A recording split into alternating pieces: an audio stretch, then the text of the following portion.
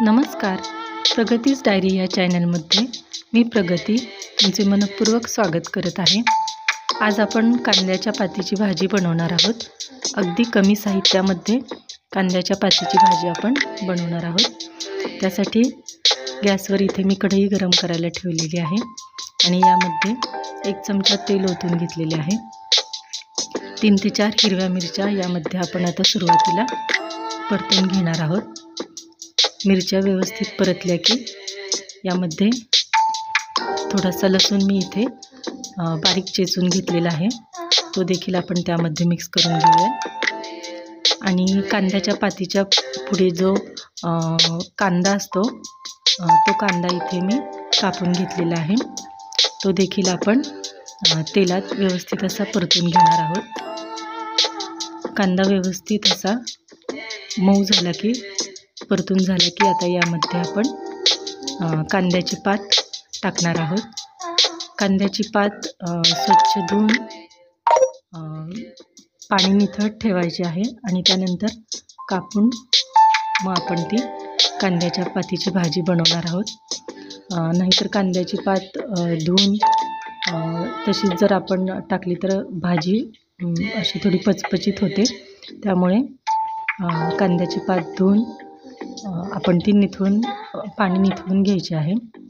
आता कांद्याची पात आपण कढईत टाकलेली आहे आणि यावर आपण थोडीशी मटकीची डाळ भिजत घातलेली होती, ती देखील टाकून घेणार आहोत.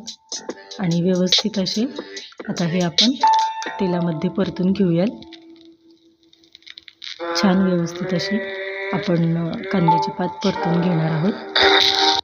तेलात व्यवस्थित अशी परतून घेतल्यानंतर या भाजीवर आपण झाकण ठेवून ही भाजी आपण शिजवून घेणार आहोत. व्यवस्थित असे हे मिक्स करून घेऊया. आता यामध्ये चवीनुसार मीठ टाकून घेऊया. थोडीशी हळद देखील आपण इथे टाकायची आहे. आता हे देखील आपण व्यवस्थित असे मिक्स करून घेऊया आणि झाकण ठेवून 5 मिनिटे आपण ही भाजी शिजवून घेणार आहोत. तर यावर झाकण ठेवून ही भाजी आपण 5 मिनिटे शिजवून घेणार आहोत. झाकण उघडून बघूया. भाजीमध्ये थोडीशी पाणी आहे, त्यामुळे आपण अजून थोडा वेळ ही भाजी शिजवून घेणार आहोत. व्यवस्थित असे हलवून घेऊया. पुन्हा एकदा झाकण ठेवून आपण 2 ते 3 मिनिटे याला वाफ काढून घेऊया.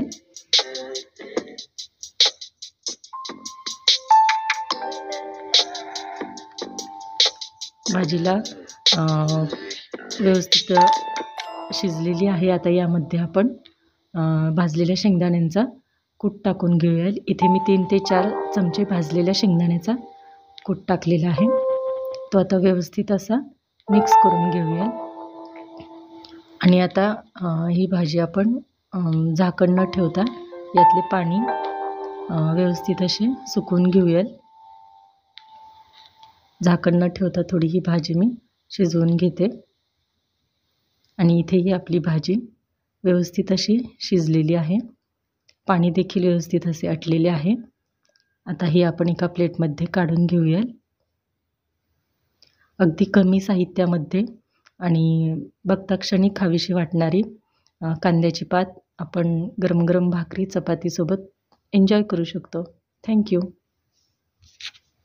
व्हिडिओ आवडला असेल तर व्हिडिओला नक्की लाईक, शेअर आणि सबस्क्राईब करा. थँक्यू.